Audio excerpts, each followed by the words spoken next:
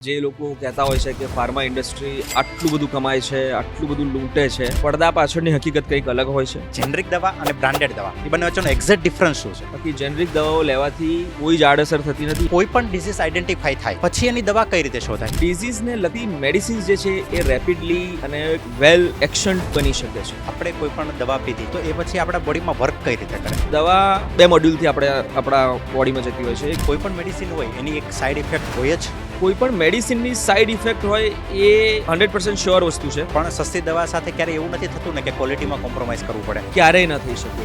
કે કોઈ એવી દવાઓનું તમે લિસ્ટ આપો અથવા તો એવું કંઈક લિસ્ટ આપો કે જે આપણા ઘરે, આપણી ઓફિસે કે ટ્રાવેલિંગ સમયે આપણી પાસે હોવી જ જોઈએ.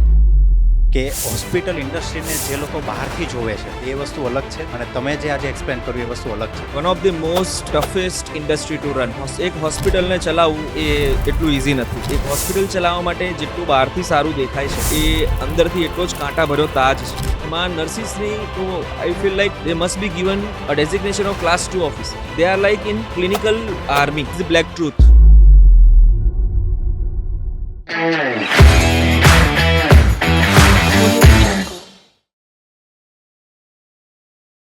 એન્ટરપ્રિન્યોરશિપના આ પોડકાસ્ટમાં આપ સૌનું સ્વાગત છે.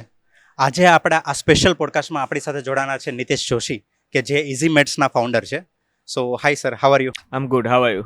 Absolutely fine. હવે થોડુંક આપ આપના વિશે ઓડિયન્સને જણાવો, જી. જેનાથી આપણે જે આજે ફાર્મા ઇન્ડસ્ટ્રી વિશે, આપના બિઝનેસ વિશે જે ડિસ્કશન કરવાના છે તો ઓડિયન્સ આપની સાથે એક રિલેટ કરી શકે. મારું નામ નિતેશ છે, નિતેશ જોશી. હું એક નાનકડા ગામડાથી બિલોંગ કરું છું, પણ હું અમદાવાદ શહેરમાં ઓલમોસ્ટ 2008થી છું. ઓકે. હેલ્થકેર ઇન્ડસ્ટ્રીમાં હું 2013થી છું, 2013થી. ટ્રેની તરીકે કામ સ્ટાર્ટ કર્યું. ધીરે કામમાં એક્સપર્ટાઇઝ આવતી ગઈ, પ્રમોશન્સ મળતા ગયા અને એક લેવલ પર ગુજરાતના એક પીએમ મોદી સાહેબનું જે મોડેલ હતું, જે ડ્રીમ, એ હોસ્પિટલમાં પણ મેં આસિસ્ટન્ટ ઓપરેશન્સ તરીકે કામ કરેલું. અને ત્યારબાદ મેં મારું પોતાનું બિઝનેસ ઇઝી મેડ્સ વિશે વિચાર્યું, એની ઉપર કામ શરૂ કર્યું અને એક્ઝિક્યુશન કર્યું. અને અત્યારે અમે લોકો એમાં બહુ સારું કરી રહ્યા છીએ.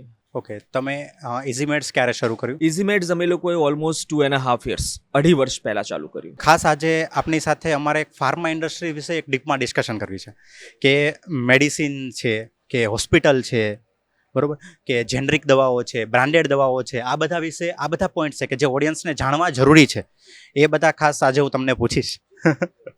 શરૂઆત આપણે એક ડિઝીઝથી કરીએ કે કોઈ પણ ડિઝીઝ આઈડેન્ટિફાઈ થાય પછી એની દવા કઈ રીતે શોધાય? કોઈ પણ ડિસીઝ આઈડેન્ટિફાય થાય, સપોઝ જેમ કે હમણાં કોરોના આઈડેન્ટિફાય થયો હતો, right? It was a rapid disease કે એના વિશે કોઈને એટલો ખ્યાલ હતો નહીં. તો બધું હોચપોચ હતું એ વખતે જે કંઈ પણ વેક્સિન મળી, જે પણ ફર્સ્ટ ટ્રાયલ થયા, સેકન્ડ ટ્રાયલ થયા, એ બહુ જ ફાસ્ટ થયા એની ઉપર. બટ સપોઝ કોઈ નોર્મલ ડિસીઝ છે અથવા તો કોઈ ડિસીઝ ઓલરેડી ફાઉન્ડ થઈ ગયો છે, બટ એની માટેની દવા એક એવી શોધવી કે જે લાંબી ટ્રીટમેન્ટ ચાલતી હોય એના કરતાં બહુ શોર્ટ ટર્મમાં એ ટ્રીટમેન્ટ પતી જાય. જેમ કે કીમો, કેન્સરની કીમોથેરાપી લેવાતી હોય છે. તો કેન્સરની કીમોથેરાપીમાં પહેલાં 3 મહિના, 4 મહિના સુધી કીમો ચાલતી હતી. પછી R&D થયું, રિસર્ચ એન્ડ ડેવલપમેન્ટ થયું. એની ઉપર કંપનીઝ કામ કરે, ડેમોઝ લે અને એના પછી એને day by day how they can make it better, અને એ પ્રમાણે એની દવાઓ જે છે, દવાઓનું ફોર્મ્યુલેશન ચેન્જ થતું હોય છે. ડિસીઝ તો હવે આજકાલે ફ્લૂ ને બધા જે રેગ્યુલર જે છે, આ તો અકારણોસર કોરોના આવી ગયો છે. બાકી કોઈ પણ નવા ડિસીઝ એઝ ઓફ નાઉ એવા કોઈ છે નહીં. હા, ડિઝીઝને લગતી મેડિસિન્સ જે છે એ રેપિડલી અને વેલ એક્શન બની શકે છે, કે જે બહુ ફાસ્ટ આપણને એમાં રિકવરી આપી શકે છે. તો કોઈ પણ ડિસીઝ જ્યારે ફર્સ્ટ ટાઈમ આઈડેન્ટિફાઈ થાય પછી જે ફાર્મા કંપની છે એના ઉપર જ્યારે રિસર્ચ કરે પછી જનરલી કેટલો ટાઈમ લાગતો હોય છે આ રિસર્ચમાં? અને ઇટ ટેક્સ યર્સ અને it takes crores of money. Oh. હા, આ જે લોકો કહેતા હોય છે કે ફાર્મા ઇન્ડસ્ટ્રી આટલું બધું કમાય છે, આટલું બધું લૂંટે છે, બટ પડદા પાછળની હકીકત કંઈક અલગ હોય છે. એમને અનહદ ડોક્યુમેન્ટેશન કરવા, અનહદ એક્સપેરિમેન્ટ્સ કરવા, અનહદ ફોર્મ્યુલેશન કરવા, આ બધાની પાછળ કરોડો રૂપિયાનો ખર્ચો થતો હોય છે. એની પાછળ વર્ષોનો સમય લાગતો હોય છે. અને એના પછી પણ એનું અપ્રુવલ મળે તો ઠીક, અને અપ્રુવલ ન મળ્યું તો એ ફેલ છે. ઓકે. તો એ બધા જે મની છે એ વેસ્ટ ઓફ, એ વેસ્ટેજ છે.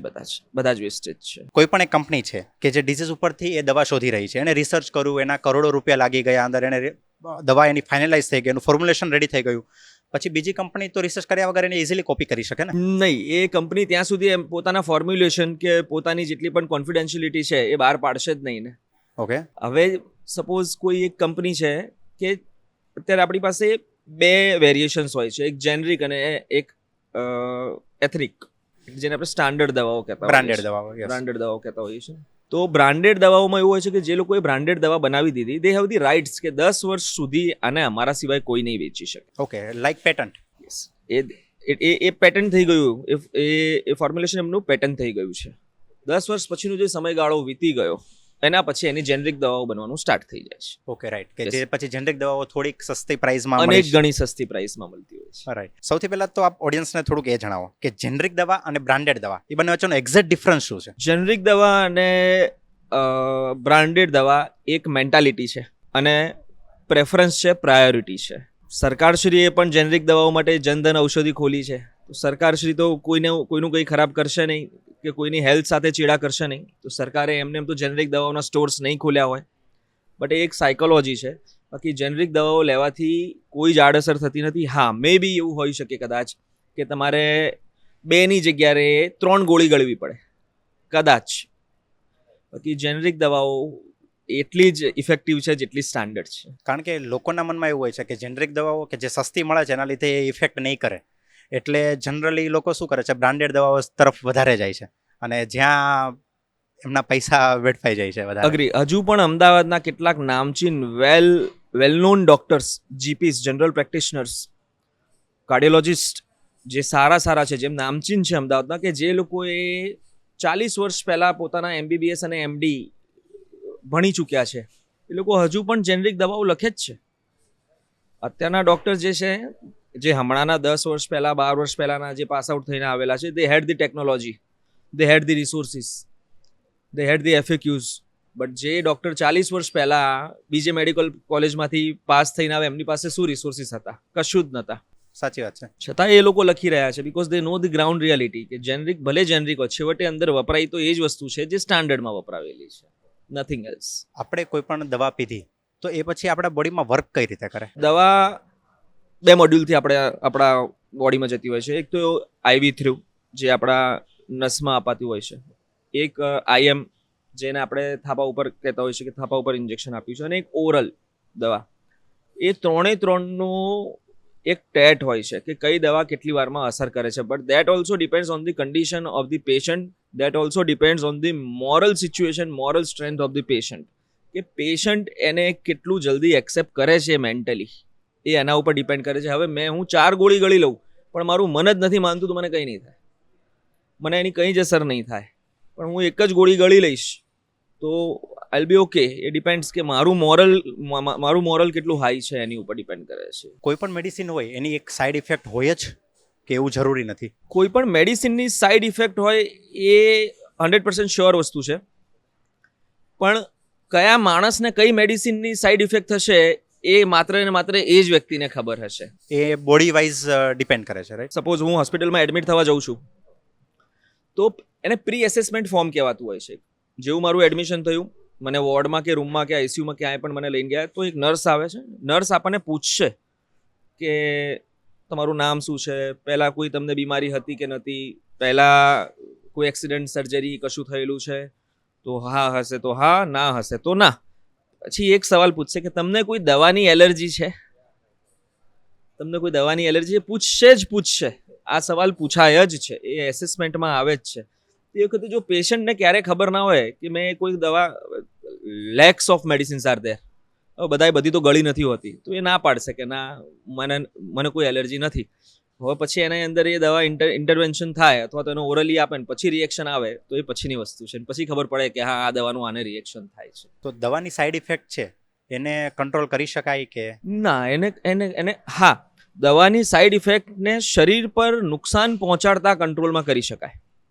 કે સાઈડ ઇફેક્ટ જો મને થઈ ગઈ, સપોઝ એક એવિલ આવે છે ઇન્જેક્શન, એવિલ કરીને ઇન્જેક્શન આવે છે. એ યુઝ્યુઅલી તમને રાયગર, એટલે શરીરમાં ઠંડી સાથે ધ્રુજારી ચડી રહી છે, તો evil is the best injection. આટલું નાનકડું એમ્પ્યુલ આવે છે, 5-7 રૂપિયાનું એમ્પ્યુલ આવે છે. એ એવિલ ઇન્જેક્શન તમને જેવું આપશે, એટલે તમને થોડુંક ડ્રાઉઝીનેસ ફીલ થશે. તમને એમ થશે કે હવે મને ચક્કર આવી રહ્યા છે, હવે મને ઊંઘ આવે છે. તમને 15-20 મિનિટ એવું ફીલ થશે, then you will be fine. This is called adverse effect, કે આ બાય ડિફોલ્ટ બધાને થશે ને થશે જ, બધાને થશે. એટલે અમુક મેડિસિન્સનું નેચર જ છે કે એમાં એ પ્રમાણેની થોડી ઘણી આડઅસર રહે છે. સસ્તી દવાઓની આપણે વાત કરીએ, પણ સસ્તી દવા સાથે ક્યારે એવું નથી થતું ને કે ક્વોલિટીમાં કોમ્પ્રોમાઇઝ કરવું પડે. કારણ કે એક વસ્તુ છે કે દવા લેવી એ લોકોની કહેવાય ને કે આમ પેલું નથી, શોખ નથી, એ જરૂરિયાત છે કે લેવી પડી છે એટલે લઈએ છીએ. તો ક્યારેય ફાર્મા ઇન્ડસ્ટ્રીમાં કે ક્યાંય પણ આવું થાય કે દવા સસ્તી કરવાના કારણે એની ક્વોલિટીમાં કોમ્પ્રોમાઇઝ થતું હોય? ક્યારેય ન થઈ શકે એ વસ્તુ, અને આવું કોઈ કરતું પણ નથી. અને કદાચ કોઈ આવું કરતું પણ હશે તો રેરેસ્ટ ઓફ ધી રેર કેસમાં આવું હશે. કારણ કે એ લોકોની હેલ્થ સાથે છેડા થાય છે. હવે અમે ઓનલાઈન ફાર્મસી ચલાવી રહ્યા છીએ. ઓલ ઓવર ઇન્ડિયામાં ઓનલાઈન ફાર્મસીના માર્કેટમાં ખાલી 4 કે 5 જ પ્લેયર છે. ટાટા એ બધા છે. We are one of them, કે અમે ઓનલાઈન ફાર્મસી ચલાવી રહ્યા છીએ. અમારા કંપની જ્યારે પેકિંગ ચેન્જ કરે છે ને, પેલું ડુપ્લિકેશનના ડરના કારણે, કારણ કે ઘણી વખત મેડિસિન્સનું ડુપ્લિકેશન થઈ જતું હોય છે, તો કે હવે પેકિંગ ચેન્જ કરી દઈએ. પહેલાં કેપ્સ્યુલ યલો કલરનો આવતો હતો, હવે કેપ્સ્યુલ ગ્રીન કલરનો આવ્યો. તો કસ્ટમર અમારી પાસે એના 10 સવાલ પૂછે કે આ તમે અમને ખોટી દવા મોકલી છે, આ ડુપ્લિકેટ દવા આવી ગઈ છે, આ છે તે છે.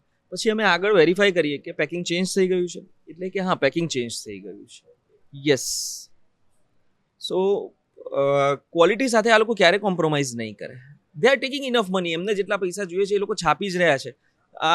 આ કોઈ ઓપન માર્કેટ તો છે નહીં કે તમે સસ્તામાં બનાવશો એના કરતાં સસ્તામાં બીજું કોઈ બનાવશે નહીં, એવું નથી હોતું. એટલે કોઈ આવું કરતું નથી, ક્યારેય નથી કરતું. તમે જે ડુપ્લિકેશનની વાત કરી, તો નકલી દવાઓ પણ માર્કેટમાં ફરતી હોય છે. 0.1%. એને આઈડેન્ટિફાઈ કઈ રીતે કરાય? એને identify, it is hard two identify it. સિવાય કે એનો બોન પોઈન્ટ તમને મળે કે અહીંયા બને છે તો જ ખબર પડે. બાકી તો એમાં પેકિંગ સેમ, ફોર્મ્યુલેશન સેમ, બધું પ્રિન્ટિંગ સેમ. સિમ્પલી એક સ્ટીકર જ મારી દેવાનું છે એની ઉપર, એક સ્ટીકર મારી દેવાનું છે એની પર. QR કોડ્સ કોપી થઈ શકે છે. તમે QR કોડ કોપી કરશો તો એ જ કંપનીનું બધું ખુલશે. તો ઇટ ઇઝ હાર્ડ.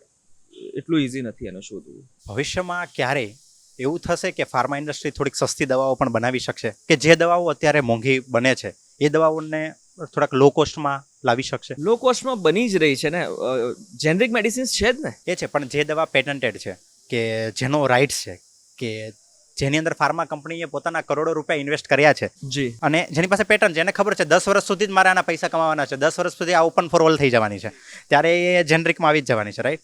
તો ત્યાં સુધીની જે પ્રોસેસ છે એની અંદર આવું થઈ શકે ખરા? હજુ પણ એવું થાય જ છે. સપોઝ માનો નવી દવા આવી છે કોઈ એવી, તો ફોર એન એક્ઝામ્પલ આપણે હ્યુમન આલ્બ્યુમિન લઈ લઈએ. હ્યુમન આલ્બ્યુમિન ગણતરીની 2 કે 3 જ કંપનીઝ બનાવે છે. એક કંપનીની મોનોપોલી એવી છે કે એ ક્યાંય મળતા જ નથી ઇઝીલી. એ શેના માટે યુઝ થાય છે? એ તમારે લીવર સિરોસિસ માટે, લીવર ઉપર સોજાજીને ચડી જતા હોય છે એની માટેનું હોય છે. એ 100 ml ના પાઇન્ટમાં આવતું હોય છે. ઇટ ઇઝ વેરી સ્ટીકી, અને તમારે એને 4 થી 5 કલાક પ્રોપર મેજરમેન્ટ સાથે 4 થી 5 કલાકમાં બોડીમાં જવું જોઈએ. 20 ml પર અવર તમારી બોડીમાં જવું જોઈએ. અધરવાઇઝ ઇટ કેન કર્યુ કાર્ડિયાક અરેસ્ટ ઓલ્સો. એ તમને શરીર પર ખંજવાળ પણ લાવી શકે છે, એ તમને રેશિસ લાવી શકે છે, તમને ઠંડી ચડી શકે છે, તમને તાવ આવી શકે છે. એના બહુ બધા સાઈડ ઇફેક્ટ છે, પણ જે એની અંદર લખેલા જ હોય છે. તો આ એક કંપની છે જેનો માલ ઇઝીલી મળતો નથી, જેના રેટ MRP પ્રમાણે ફિક્સ છે પણ વેન્ડર પ્રમાણે ફિક્સ નથી. એક કંપની એવી છે જે બધી જ જગ્યાએ અવેલેબલ છે બટ એના રિઝલ્ટ સારા નથી. જે અમે અમારા એક્સપેરિમેન્ટ પ્રમાણે જોયા છે કે જેના રિઝલ્ટ સારા નથી. તો સપોઝ કોઈ નવી દવા શોધાઈ પણ ગઈ છે, તો કંપની ડઝન્ટ ડુ કે એનું કોસ્ટિંગ સપોઝ કંપનીને 10 રૂપિયા પડ્યું છે તો કંપની એને 100માં જ વેચશે, કંપની એને 29 રૂપિયામાં જ વેચશે. જે પણ ફાર્મા કંપની છે કે 29-30 રૂપિયામાં જ વેચશે. હા, એટલે જરૂરી નથી કે દરેક પેટન્ટ દવા છે એ મોંઘી છે, એવું કશું જ નથી. ખાસ કરીને તમે જે ઓનલાઈન ફાર્મા ઇન્ડસ્ટ્રીમાં વર્ક કરી રહ્યા છો, રાઈટ? તો કોઈ એક મારે એ જાણવું છે કે કોઈ એવી દવાઓનું તમે લિસ્ટ આપો, અથવા તો એવું કોઈ લિસ્ટ આપો કે જે આપણા ઘરે, આપણી ઓફિસે કે ટ્રાવેલિંગ સમયે આપણી પાસે હોવી જ જોઈએ. તમારી હિસ્ટ્રી પ્રમાણે જો તમે કોઈ દવા લેતા હો તો બ્લડ પ્રેશર, શુગર, કોલેસ્ટ્રોલ, એની જે કોઈ પણ તમે દવાઓ લેતા હો, એક ટેબ્લેટ સોર્બિટ્રેટ કરીને આવે છે. It is very chip. 2 રૂપિયા 3 રૂપિયાની ટેબ્લેટ આવે છે. એ શેના માટે યુઝ થાય છે? એ તમને ક્યારે લાગે કે તમને કાર્ડિયાક અરેસ્ટ આવી રહ્યો છે, તો તમને હાર્ટ એટેક જેવું લાગી રહ્યું છે, ઓકે, કે તમારું હાર્ટ heart ઉપર પ્રેશર ફીલ થાય હેવી કે ફીલ થાય છે, put it under your tongue. એને છે ને સબલિંગ્વલ કહેવાય. જીભ નીચે મૂકી દેવાની, ધીરે ધીરે એને ઓગળવા દેવાની. It can help you a lot. Otherwise Dolo છે, એઝિથ્રોમાઇસિન છે, એ જે નોર્મલ જે મેડિસિન્સ જે છે એ જ. ઓકે, એ ટાઈપનું બધું રાખવી જોઈએ. હા હવે થોડીક હોસ્પિટલ ઇન્ડસ્ટ્રીની વાત કરીએ હા. કે એક્ઝેક્ટ હોસ્પિટલ ઇન્ડસ્ટ્રી વર્ક કઈ રીતે કરે છે? હોસ્પિટલ ઇન્ડસ્ટ્રી જે છે, I consider it as a one of the most toughest industry to run. એક હોસ્પિટલને ચલાવવું એ એટલું ઇઝી નથી. તમે એના હોસ્પિટલમાં એન્ટર થતા સિક્યોરિટી ગાર્ડથી લઈને તમારું એડમિશન ફોર્મ ભરાય છે, તમે ડૉક્ટરને બતાડો છો, ડૉક્ટર એડમિટ થવાનું કહે છે, તમારા બ્લડ રિપોર્ટ્સ થાય છે, તમારું ડાયગ્નોસિસ થાય છે, તમને રૂમમાં એડમિટ કરાય છે, નર્સ આવે છે, પછી તમારી સર્જરી પ્લાન થાય છે, સર્જરી ડિલે કેમ થાય છે, છેલ્લે તમને ડિસ્ચાર્જ મળે છે. આ આખી જ વસ્તુઓમાં પેશન્ટ અને એના સગાવાલાઓને ખાલી ને ખાલી નર્સ અને ડૉક્ટર જ જોવા મળે છે, અથવા તો એક સફાઈ કર્મચારી, એક હાઉસકીપિંગ વાળો જે એમના રૂમમાં આવીને સફાઈ કરે છે. It doesn't and over there. આ ખાલી ત્યાં એન્ડ નથી થઈ જતું. લોકો કહે છે કે પૈસા બનાવવો હોય તો હોસ્પિટલ ખોલી લો. જો કદાચ એવું હોત તો અત્યારે તો બહુ બધા એમ પણ કોર્પોરેટ હોસ્પિટલ્સ ખુલી જ ગયા છે, પણ લોકો હજુ પણ હોસ્પિટલ્સ બનાવી દેતા. જો હોસ્પિટલ્સ ચલાવવું એટલું ઇઝી હોત તો બહુ બધા હોસ્પિટલ્સ હજુ પણ હોતા, એડવાન્સ હોસ્પિટલ્સ હોતા. અને જૂના હોસ્પિટલ્સ હજુ પણ એટલા જ સારા ચાલી રહ્યા છે. એનું રીઝન છે કે they have the grip, they have their SOPs, they have their employees JDs, they have their grievance committees. તો એક હોસ્પિટલ ચલાવવા માટે જેટલું બહારથી સારું દેખાય છે, એ અંદરથી એટલો જ કાંટા ભર્યો તાજ છે. તમારે 50 નર્સિસની ટીમને ભેગી રાખવી, એ નર્સિસની ઉપર એમના 4 બોસ મૂકવા, એ 4 બોસની ઉપર 2 બોસ, એ 2 બોસની ઉપર 1 બોસ. એટલે તમારે 60 તો ક્લિનિકલ માણસોને જ. મેડિકલ ઓફિસર આવી ગયા, એક હોસ્પિટલમાં 4 અલગ અલગ કન્સલ્ટન્ટ છે ને એક સાથે 2 કન્સલ્ટન્ટ રાઉન્ડ પર આવી ગયા. હવે મેડિકલ ઓફિસર જે એપ્રોન પહેરીને બેઠા હોય છે બહાર કાઉન્ટર પર, જેને આપણે ડૉક્ટર સાહેબ કહેતા હોઈએ છીએ, હવે એ ડૉક્ટર સાહેબ કયા ડૉક્ટરને પેશન્ટ બતાવવા રાઉન્ડ લેવડાવવા જશે? હું પણ એક ડૉક્ટર, હું પણ એક કન્સલ્ટન્ટ છું, તમે પણ એક કન્સલ્ટન્ટ, હું કાર્ડિયોલોજિસ્ટ છું, તમે પલ્મોલોજિસ્ટ છો, તમારા પણ 6 પેશન્ટ છે ને મારા પણ 6 પેશન્ટ છે, પણ ડૉક્ટર એક જ છે ત્યાં એ ફ્લોર ઉપર. એ કોને બતાવવા જશે? કોના પેશન્ટના રાઉન્ડ લેવડાવડાવશે? મારી સાથે આવશે તો તમને એમ થશે કે મારી સાથે કેમ ના, મારા પેશન્ટના રાઉન્ડ હું કેમ ઊભો રહું અહીંયા આગળ? Because they are very busy person, they are actually very busy person, they have their OPDs also. અને તમારી સાથે જશે તો મને ખોટું લાગી જશે. સો એક આ નર્સ અને મેડિકલ ઓફિસર, આ બે હોસ્પિટલના એક એટલા મજબૂત પગ છે કે જો નર્સિસ અને મેડિકલ ઓફિસર એક હોસ્પિટલમાં ન હોય તો હોસ્પિટલ ગમે ત્યારે નોન સ્ટ્રક્ચરી ધરાશયી થઈ શકે છે. Non structural, they are very very very very much important role. એમનો રોલ બહુ જ ટફ હોય છે. એમાં નર્સિસની તો I feel like they must be given a designation of class 2 officer. જેમ એક ક્લાસ 2 ઓફિસરને જેટલું માન સન્માન મળતું હોય છે, એવું માન સન્માન એક નર્સને મળવું જોઈએ. યસ, એ નર્સની જિંદગી it is like they are like in clinical army. નર્સિસની જિંદગી બહુ જ સ્ટ્રગલિંગ હોય છે. આપણે કોલ બેલ વગાડ્યો ને પેશન્ટને પેઇન થાય પણ નર્સ ના આવી, nurse is not sitting on the nursing station. She has to look after 6 patient, 7 patient, અને એક સાથે 3 પેશન્ટના કોલ બેલ વાગ્યા, નર્સ જશે ક્યાં જશે નર્સ? એણે મોર્નિંગ શિફ્ટ કરી સવારે 8 થી બપોરે 2 વાગ્યાની, બપોરે 1:30 વાગે ખબર પડી કે હવે નિતેશભાઈ પોતાની ડ્યુટી ઉપર એઝ અ નર્સ છે ને એ નથી આવવાના, સ્ટાફ નથી. હવે એ નર્સ સવારવાળી ફિમેલ છે, એને એક બાળક છે, સાસુ સસરા છે, એ એને ઓવરટાઈમ કરાવડાવશે, એ ક્યારે ઘરે જશે, ક્યારે ઘરે જમવાનું બનાવશે, ક્યારે એના બાળકને સાચવશે? So it is very tough. નર્સિસની લાઈફ બહુ જ ટફ છે. I have seen the medical officers કે જેમણે એક સાથે 27 પેશન્ટ્સને હેન્ડલ કરેલા છે. 27 પેશન્ટ્સને હેન્ડલ કરેલા છે એટ અ ટાઈમ. એક પણ મિસ્ટેક નહીં એ લોકોની, એક પણ મિસ્ટેક નહીં. અને પાછી એમની duty be 24/7. Yes, their duties are 24/7.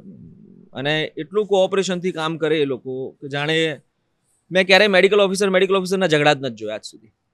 Nurses તો કદાચ અંદર તું મેં કરી લે 5 મિનિટ માટે, પછી સાથે જમવા જતા રહે, but I have never seen the medical officer quarrelling in between. એ લોકોનું એટલું સોલિડ બોન્ડિંગ હોય છે, અને આ બે વગર હોસ્પિટલ ન ચાલી શકે. Third part is maintenance part. આપણી દુકાન ખુલી, સફાઈવાળો આવ્યો, આપણે ઓફિસ બોય આવ્યો કે આપણી ઓફિસ ખુલી, શટર બંધ થયું, બધા પોતપોતાના ઘરે. હોસ્પિટલમાં એવું નથી હોતું. હોસ્પિટલ જેવું સવારે મેન્ટેનન્સવાળો આવી જાય, એમની પાસે પ્લમ્બર હોય, એમની પાસે કાર્પેન્ટર હોય, એમની પાસે ફાયર એન્ડ સેફટીવાળા હોય, એમની પાસે ઇલેક્ટ્રિશિયન્સ હોય છે, એમની પાસે ઓક્સિજન ગેસ મેનેજ કરવાવાળા માણસો હોય છે, એમની પાસે હાઉસકીપિંગ અને અટેન્ડન્ટની ટીમને મેનેજ કરવા માટે નંબર્સ ઓફ સુપરવાઇઝર્સ હોય છે, એમની પાસે ઇન્ફેક્શન કંટ્રોલ નર્સિસ હોય છે, એમની પાસે મેડિકલ સુપ્રિન્ટેન્ડન્ટ્સ હોય છે. These all people are for 24/7. Shift change થતી જાય અને આ માણસો બદલાતા રહે છે. પણ હોસ્પિટલમાં અડધી રાત્રે પણ કોઈ પણ ડિપાર્ટમેન્ટમાં કંઈ પણ તકલીફ થઈ, રાત્રે 2 વાગે એસી બંધ થઈ ગયું, તો પેલાને ઘરે ફોન કરીને તો આવશે નહીં. નર્સનું કામ નથી, ડૉક્ટરનું કામ નથી, પેશન્ટનું કામ નથી, રિલેટિવનું કામ નથી. Who will do it? Maintenance ડિપાર્ટમેન્ટવાળો ત્યાં 24/7 હોય છે. Will do it quickly, immediately he will do it. એ તરત જ કરી દેશે. તો હવે આટલા બધા લોકોના પગાર કાઢવા એ પણ કંઈ જેવી તેવી વસ્તુ નથી. એક મેન્ટેનન્સ હેડ જે હોય છે એને બધી જ ખબર હોય છે કે હોસ્પિટલનો એકે એક વાયર ક્યાંથી ક્યાં નીકળે છે, એકે એક કેબલ ક્યાંથી ક્યાં નીકળે છે, એને બધી જ ખબર હોય છે. How much money that person would ask? He will ask for numbers of money. જેને હોસ્પિટલના ઝાડના મૂળ ખબર છે ક્યાંથી ક્યાં નીકળે છે, તો હી will ask for numbers of money. અને એની ટીમ નીચે એના નીચે 10 માણસોની ટીમ હોય છે. So it's not easy to run a hospital. Hospital જે કંઈ પણ પૈસા લઈ રહી છે એક લેવલે એ વર્થફુલ છે. એકચ્યુઅલી વર્થફુલ છે. હા,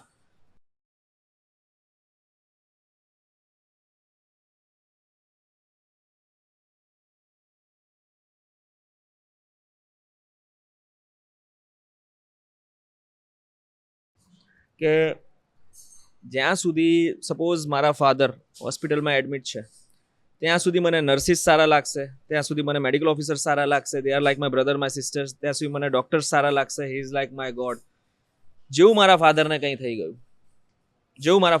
થઈ ગયું ને, મારી માટે મારી દુનિયાના સૌથી મોટામાં મોટા દુશ્મનો એ લોકો છે. This is the black truth. મારી માટે મોટામાં મોટા દુશ્મનો એ જ લોકો છે સૌથી પહેલા. પછી હું ઇશ્યુઝ કાઢીશ કે 3 દિવસથી વેન્ટિલેટર ઉપર છે, એ તો હવે શ્વાસ લેતા હતા નતા લેતા, મશીન શ્વાસ લેવડાવતું હતું, અમને શું ખબર હતી? તમે 3 દિવસથી તમારું બિલ વધારવા માટે આ કર્યું, તમે 3 દિવસથી તમારું.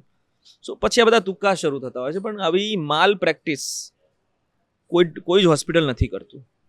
They never do that. Nitishbhai, આ ક્વેશ્ચન પૂછવાનું રીઝન પણ એ જ હતું કે હોસ્પિટલ ઇન્ડસ્ટ્રીને જે લોકો બહારથી જોવે છે એ વસ્તુ અલગ છે, અને તમે જે આજે એક્સપ્લેન કર્યું એ વસ્તુ અલગ છે. બંનેમાં એકચ્યુઅલી કહેવા જાય તો જમીન આસમાનનો ફરક છે. ઓબ્વિયસલી. તમારા બિઝનેસ વિશે જો વાત કરીએ, ઇઝીમેડ્સ, તો ઇઝીમેડ્સ એક્ઝેક્ટલી કઈ રીતે વર્ક કરે છે? ઇઝીમેડ્સ એક વર્ચ્યુઅલ મોડલ છે, where you don't have to go to the shop. તમારે અમને વોટ્સઅપ કરી દેવાના તમારી મેડિસિન્સના પ્રિસ્ક્રિપ્શન્સ ને એ બધા, અને અમે સેમ ડે આપને ડિલિવરી આપી દઈશું. ઓકે, સેમ ડે ડિલિવરી આપી દઈશું. અમદાવાદ ગાંધીનગરની ટેરિટરી જે છે એમાં અમે સેમ ડે આપી દઈએ છીએ. કેટલાક કિસ્સા એવા પણ છે, ગઈકાલનો પણ એક કિસ્સો હમણાં હું આપને કહીશ. કેટલાક કિસ્સા એવા પણ છે કે જેમાં એમ કહેતા હોય કે અમને 2-2.5 કલાકમાં જોઈએ છે, તો અમારી એસઓપી પ્રમાણે, અમારી ગાઈડલાઈન પ્રમાણે વી હેવ ડિસાઇડેડ કે જો કોઈને ખરેખરમાં એ દવા પહેલાં અમે જોઈ લઈએ, કોઈ ઇમરજન્સી કહે તો અમે પહેલાં જોઈ લઈએ કે એકચ્યુઅલી દવા છે શેની માટે. હવે કોઈ ડોલો ઇમરજન્સીમાં મંગાવે તો એ પડોશમાંથી પણ મળી જાય ને ગમે ત્યાંથી મળી જાય. Paracetamol you can get from anywhere. તમને કરિયાણાવાળા પાસે બી પેરાસિટામોલ એની પોતાની વાપરેલી એકાદી કાઢીને આપી દેશે. હા, સાચી વાત છે. બટ જો ખરેખર જરૂરી દવા છે અને ઘરમાં નથી, so we deliver it in 180 minutes. Okay, in 3 hours. In 3 hours. And we are bound to that, and I'm proud to say that we have served more than 70,000 orders. 70,000થી પણ વધારે અમે લોકો ઓર્ડર સર્વ કરી દીધા છે. આજ સુધી અમે લોકોએ 140-142 મિનિટને ક્રોસ જ નથી કરી. યસ. અમે કંપની જ્યારે સ્ટાર્ટ કરી ત્યારે એક એવો કિસ્સો હતો. અમે બહુ જ નાના પાયેથી શરૂઆત જ્યારે કરી હતી. હું 2 વ્હીલર લઈને જતો હતો અને અમે અમારી એડ્સ પેમ્પલેટથી ને એ બધાથી બધી જગ્યાએ આપી દીધી. I got a call around at 9:30 from a lady, અને પાછળ બેકગ્રાઉન્ડમાં એક બાળક બહુ જોરથી રડતું હતું. She said easy meds. મેં કીધું હા. તો કે આવું થયું છે. અને એના આગલા દિવસે જ એમના હસબન્ડ ગવર્મેન્ટ સર્વન્ટ હતા, એમનું અધર સ્ટેટથી અહીંયા ટ્રાન્સફર થયું અને એમના હસબન્ડ આવતા જ ટ્રેનિંગમાં જતા રહ્યા હતા. Okay. She was all alone. શિયાળાનો ટાઈમ હતો. તો મને ફોન આવ્યો મારી ઉપર કે આવું થયું છે, I need Burnol. I said okay. બર્નોલની વેલ્યુ શું? 35-40 રૂપિયા. હવે હું એ વખતે વિચારવા જઉં કે પેટ્રોલ એક્સપેન્સ, ડિસ્કાઉન્ટ આ ટાઈમે આપવા જવું, બટ આપણે એમ થયું કે નહીં, આપી દેવું જોઈએ, કારણ કે બાળક રડી રહ્યું છે. She was all alone. 13-14 minute થઈ હશે મને આ ડિલિવરી ક્લોઝ કરવામાં. ઓહો. 13 થી 14 મિનિટ થઈ હશે મને આ ડિલિવરી ક્લોઝ કરવામાં. When I went over there, મેં જે સિચ્યુએશન જોઈ, મારું હૃદય અંદરથી રડી પડ્યું. ફ્લેટમાં રહેતા હતા, 5મો કે 6ઠ્ઠો માળ હતો. એક ફ્લોર પર 4 ફ્લેટ હતા, 3 ફ્લેટ્સ લોકડ, એક જ ફ્લેટ ખુલ્લો હતો. શી વોઝ હિન્દી ભાષી, અધર સ્ટેટના હતા, કોઈને ઓળખતા નહોતા, આજુબાજુ કશું જ નહોતું જોયું, અને એના બાળકના હાથ ઉપર ગરમ પાણી ઢોળાઈ ગયું. And the son or daughter, I don't know the gender, he was just almost 2 years old. He was screaming like anything. બહુ જોરથી ચીસો પાડતો હતો. તો મેં એમને આપ્યું. એમણે કીધું બાર હું તમને પૈસા પૈસે. ઓકે, તમે પહેલાં એને સાચવી લો, પૈસા પછી ગમે ત્યારે અમે લઈ લઈશું, અમે આપને ફોન કરી દઈશું, આપ અમને ઓનલાઈન પેમેન્ટ કરી દેશો. એ કસ્ટમરના પરિવારના હાલની તારીખમાં એના નોન અનનોન એટલે એના ગ્રુપમાં હાલની તારીખમાં પણ દર મહિને 35 થી 40 જણની દવાઓ જાય છે, જેમને રેગ્યુલર દવાઓ લેવાની આવે છે દર મહિને. સો અમારું એ કસ્ટમરને અમે સર્વિસ આપી તો એણે અમને બીજા કસ્ટમર્સ આપ્યા. અમારો પહેલેથી એક જ નિયમ છે કે no compromise with the service, no matter what the time is, what the date is, what the festival is. મેં મારો સ્ટાફ પણ જે રાખ્યો છે, મારી જે ટીમ છે, મારો પરિવાર મારી માટે જેટલું ઇમ્પોર્ટન્ટ છે એટલું જ ઇમ્પોર્ટન્ટ મારી માટે મારી ટીમ છે. તો મારી પાસે મેં મુસ્લિમ્સ પણ રાખેલા છે, મેં શીખ પણ રાખેલા છે, મેં ક્રિશ્ચન્સ પણ રાખેલા છે, અને મેં હિન્દુઝ પણ રાખેલા છે. રીઝન, આપણા દેશમાં એટલા બધા તહેવાર હોય છે કે જો બધા જ હિન્દુઝ હશે તો ઓફિસ કોણ ચલાવશે? બધા પતંગ ઉડાવવા જતા રહેશે, બધા ધૂળેટી રમવા જતા રહેશે, ઓફિસ કોણ ચલાવશે? બધા જ મુસ્લિમ હશે તો બધા ઈદ કરવા જતા રહેશે, ઓફિસ કોણ ચલાવશે? સો અમે ફિક્સ ટાર્ગેટ પહેલેથી જ એવો રાખ્યો છે કે જેટલા તહેવાર છે ને એ પ્રમાણેના તહેવાર પ્રમાણે જ સ્ટાફ ભરવાનો. હવે એમ છે કે મુસ્લિમ્સ ઇનફ છે, હવે હિન્દુ, હવે શીખ લોકોને, પંજાબી લોકોને. તો અમારી ઓફિસ છે ને એ ભારતનો નકશા જેવું છે. એક પણ ધર્મ બાકી નથી કે જે મારી ઓફિસમાં નથી. એક પણ નહીં. દેટ્સ વાય વી કેન સર્વ. નહીતર ગઈકાલે ઈદ હતી, મારો ઓલમોસ્ટ મુસ્લિમ સ્ટાફ રજા ઉપર હતો, but we had the Punjabis, we had the Christians, we had the Hindus. અમારી પાસે ગઈકાલે રાજકોટથી ઇમરજન્સીમાં એક ઓર્ડર આવ્યો કે અમને અર્જન્ટ જોઈએ, જો કાલે બપોર સુધીમાં તમે અમને આપી શકતા હો. બહુ, it was a huge amount. Medicine tablet 2 જ હતી, પણ બહુ જ મોંઘી હતી. કીધું તમે કાલે બપોરે 2 વાગ્યા સુધી, એટલે આજે બપોરે 2 વાગ્યા સુધી જો અમે પહોંચાડી શકતો હોય તો કે હું પે કરીશ, બાકી હું તમને પાછી કુરિયર કરી દઈશ. આઈ સેડ ઓકે ફાઇન. ગઈકાલે એને અમને લોકોને 12:30-1 વાગ્યાની આસપાસમાં ઓર્ડર આપ્યો. રાત્રે 11:15 વાગે એમનો ફોન આવ્યો મારા સ્ટાફ ઉપર કે તમારી અકાઉન્ટ ડિટેલ્સ મોકલો, અમને અમારી દવા મળી ગઈ છે. રાજકોટ. અમે અહીંયાથી રાજકોટ આજે બપોરે 2 વાગે મળવાની હતી એને દવા, અમે રાત્રે 11 વાગે જ એને પહોંચાડી દીધી. To from here only. એ બી આઈસપેક સાથે, ટેમ્પરેચર મેન્ટેન કરીને, બધું પ્રોપર કરીને અમે એને મોકલ્યું. He was quite surprise. અને એને કીધું કે હવે દર મહિને તમારે આ તારીખે મોકલી દેવી દવા, હવે અમે તમને રિમાઇન્ડર નહીં આપીએ. ઘણી દવાઓમાં એવું પણ હોય છે ને કે એને એવા ટેમ્પરેચરમાં જ રાખવાની હોય છે કે કોઈ દવા છે તે ફ્રીજમાં જ રહેવી જોઈએ, તો એ બી તમારાથી ડિલિવર થઈ જાય? હા, it's a very small thing. આમાં કંઈ મોટું રોકેટ સાયન્સ છે જ નહીં. અમારી દવા જો અહીંયાથી જમ્મુ કાશ્મીર જશે તો પણ એના ટેમ્પરેચરમાં કોઈ પ્રોબ્લેમ નહીં થાય. જો એ દવાને અલગ અલગ ડેપો થઈને જવું પડશે, કુરિયરના ડેપોઝ થઈને, સપોઝ અહીંયાથી હું કુરિયરથી પૂંજમાં અમારી દવાઓ જાય છે, જમ્મુ કાશ્મીરમાં પૂંજ ડિસ્ટ્રિક્ટ છે, ત્યાં અમારી દવાઓ જાય છે. તો આજ સુધી કોઈ દિવસ એવું નથી થયું કે દવાનું ટેમ્પરેચર જતું રહ્યું. નેવર. અમે એને પેકિંગ જ એ રીતે કરી દેતા હોઈએ છીએ. એઝ એન એન્ટરપ્રિન્યોર મારે એક વસ્તુ તમારી પાસેથી જાણવી છે કે કસ્ટમર ઉપર તમે ટ્રસ્ટ કઈ રીતે બિલ્ડ કરો છો કે કસ્ટમર તમારી ઉપર વિશ્વાસ કરી શકે? બહુ જ સિમ્પલ વસ્તુ છે, પૈસા પહેલાં માંગવાના જ નહીં. અમે તમારું શું લઈ લીધું, અમે તો તમને આપ્યું છે, તમને મળે પછી પૈસા આપો ને, અમને શું વાંધો છે. બીજું, તમે સોનું તો ખરીદી નથી રહ્યા, અમારી પાસેથી દવા જ ખરીદી રહ્યા છો, તમારી જરૂરિયાત છે, પણ અમે તમારા માટે નવા છીએ, તો તમને ભરોસો બેસે, તમને દવા મળે એના પછી પૈસા આપો, વી ડોન્ટ માઇન્ડ ધેટ. એમાં શું છે. તો આમાં બંને સાઈડના ચાન્સ રહેતા હશે ને, કારણ કે ક્યારેક એવું બી થયું હશે કે તમારી પાસે ડિલિવરી થઈ ગઈ અને પૈસા નથી આવ્યા, આવા બી કેસ બન્યા હશે. ઇનિશિયલી સ્ટેજમાં 2-3 વખત આવું થયું છે, બટ નહીં. પણ એમાં એક એવું પણ છે, કોયલાની ખાણમાંથી એવો હીરો પણ એક એવો બહાર આવ્યો હતો ઓકે, શું હતું એ? કે જેમનો ફોન ક્યાંક ખોવાઈ ગયો હતો, or he forgot our number, amount was 2500. એમની પાસે અમારી કોઈ ડિટેલ્સ જ નથી. He was retired person. એ અને એમના વાઈફ એકલા રહેતા હતા, સૌરાષ્ટ્રથી હતા. તો એમને ફરી અમારી ક્યાંક એડ જોઈ, એને એમને ફોન કર્યો, બધું યાદ અપાવડાવ્યું. Knee pad it took almost 4 months, 4 મહિના પછી એણે એમને ફોન કર્યો. 4 મહિના પછી એમને ફોન કર્યો કે અમારે તમને પૈસા આપવાના છે. ઇઝી મેડ્સ કોમ્પિટિટરથી ડિફરન્સ કઈ રીતે છે? તમારી યુએસપી શું છે? ટ્રાન્સપરન્સી, બહુ પારદર્શિતા, જે છે અને જે કહ્યું છે એ આપી જ દઈશું અમે. જે નથી તો એની માટે કોઈ ખોટા એક્સક્યુઝીસ નહીં કે અમારી પાસે આજે અવેલેબલ નહીં થઈ શકે તો નહીં થઈ શકે, because it's about your health. અમે તમને એમ કહીએ કે કાલે કરાવીએ છીએ, પરમ દિવસે કરાવીએ છીએ, માર્કેટમાં અમને ક્યાંયથી માલ જ ના મળે અને તમે 2 દિવસ અમારા ભરોસે બેસો, એ અમારી ડિક્શનરીમાં નથી આવતું. અમે બહુ જ ક્લિયરલી કહી દઈએ છીએ, બહુ જ ક્લિયરલી, કે અમારાથી અવેલેબલ થશે. અને અમે કીધું કે તમને 6 વાગે મળી જશે તો 5:30 વાગે જ તમને મળી જશે. 5:30. Yes commitment. Yes, we are committed two that. અમે દર દિવાળીએ અમારા કસ્ટમર્સને અમે ગિફ્ટ્સ મોકલતા હોઈએ છીએ. ઓલ ઓવર ઇન્ડિયા અમે 5 જ ઓનલાઈન ફાર્મસીસ્ટ છીએ. 5 ઓનલાઈન ફાર્મસીસ્ટ છીએ. આપ ગૂગલ પર જઈને અમારા રિવ્યૂઝ જોશો ને તો you would be like we are the first. Google પર જઈને અમારા રિવ્યૂઝ જોશો તમે તો તમને એમ થશે કે નો, અમે બિઝનેસમાં નાના છીએ but we are the first. અમે ડિલિવરી જે અમે ફ્રી કહી દીધી છે, તો no matter how far you are or how much we have to pay for the courier charges, will bear it.